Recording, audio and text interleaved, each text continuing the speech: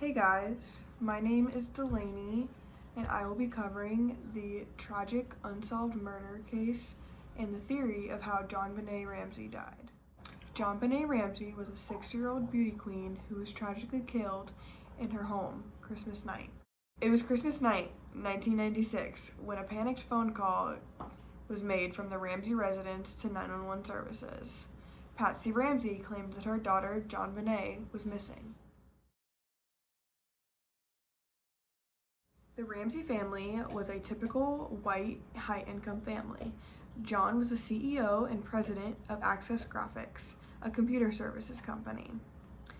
The family owned 2 private jets, a yacht, and a holiday home.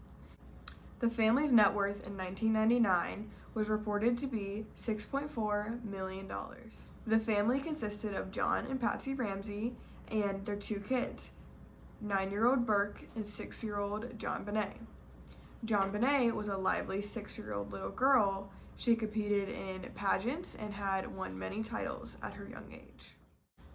It was Christmas Day in Boulder, Colorado, and the Ramsey family had spent the evening at their friends Fleet and Priscilla White's home. They arrived home before 10 p.m. and JonBenet was put to bed.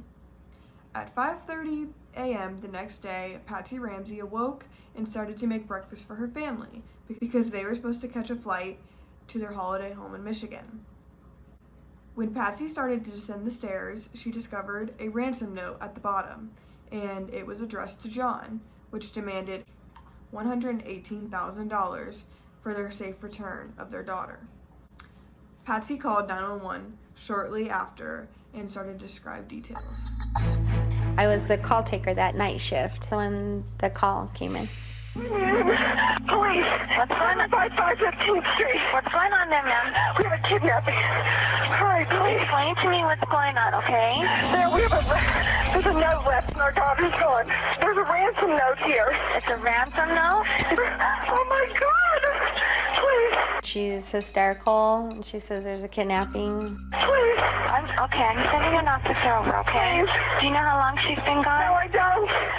Please, we just got out and she's right here. Oh my God, please. Patsy ended the call shortly after this. We will get back to the call and the ransom note later, but the call disconnected. Patsy Ramsey called friends and family before the police even got there.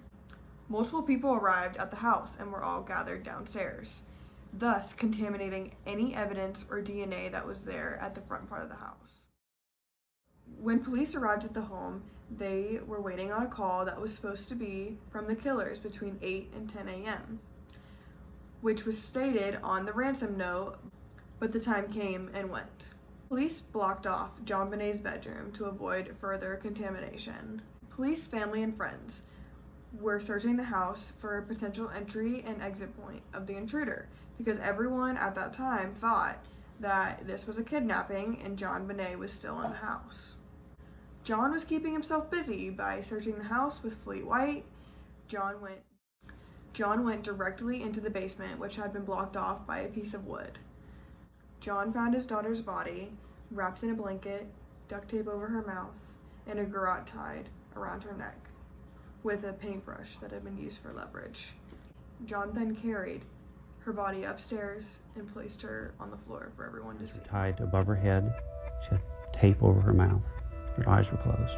And lo and behold, when John Ramsey finds the body, you now have John Ramsey at the crime scene. John Ramsey picked that little girl up, took the tape off of her mouth, and dragged her upstairs in his arms. And then the coup de grace. He grabs a blanket, which is full of who knows what kind of contaminants, and throws it over the body. Right then and there, the police investigation was tainted. JonBenet had been strangled with a length of cord, a vicious homemade weapon known as a garrote. She was hit on the head with enormous force, and there was evidence of sexual abuse. The ransom note was a 3-page note written on a pad of paper that was already in the home. The note had a lot of impurities. It had different handwriting halfway through, like someone was trying to make their handwriting unrecognizable. The note read, "You will withdraw $118,000 from your account. $100,000 will be in $100 bills, and the remaining $18,000 will be in $20 bills. The note said it was from a foreign faction and changed pronouns frequently, going from me to us to we. There was also marks on the pad of paper under the note that looked like someone had wrote on the note before and didn't like it and rewrote it. The average person would take at least an hour to write a 3-page ransom note. That means that the killer would have been in the house for at least 2 hours, since the murder would have had to take place in the house as well. The amount of money that was demanded on the note was the exact amount of money that was John's Christmas bonus that year. The amount of money is very exact to be a coincidence. These facts make the family seem very suspicious, since usual killers would not spend hours in a home and write a ransom note if John Bonet was already dead. Also, if the killers did want the money, then they should have called and had John wire the money somewhere. The ransom note just seems very suspicious and really does not make any sense since John Bonet was already dead. This case has not been solved, and police do not have sufficient evidence or DNA evidence to formally charge anyone with the murder.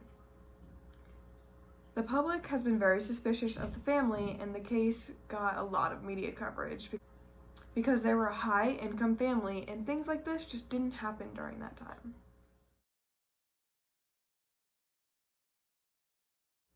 The most interesting theory in my mind is the theory that John Bonet's older brother, Burke, killed her. Patsy and John claimed that John Bonet had already been asleep when they arrived home. John carried her in and put her to bed. But in the autopsy, they found pineapple that had been in her stomach for only a couple hours since it had not been digested yet. John and Patsy claim that they do not know where the bowl of pineapple came from, but there is Burke's fingerprints on the bowl. The police assume that Burke had a bowl of pineapple before bed, but the pineapple being in John Bonet's system does not align with John and Patsy's story that she went directly to bed because she fell asleep in the car.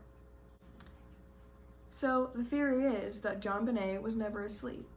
She was awake, Burke was having a bowl of pineapple, and John Bonet came and stole a few pieces, and Burke snapped and hit John Bonet over the head with the flashlight that was sitting on the kitchen counter. The family likely thought that she was dead and decided to cover it up because they were worried about their 9-year-old son going to jail. And that would ruin their reputation in the town. The family likely did more things to her body, like the garrote, to make it look like she was strangled. Patsy Ramsey likely wrote the ransom note and wanted to look like a kidnapping, so the police would not assume that they did it. Patsy, Burke, and John Ramsey were never charged with the murder or the cover-up because of insufficient evidence. But the world still wonders what actually happened that night, Christmas, 1996. So, what do you guys think? Did Burke actually kill his sister?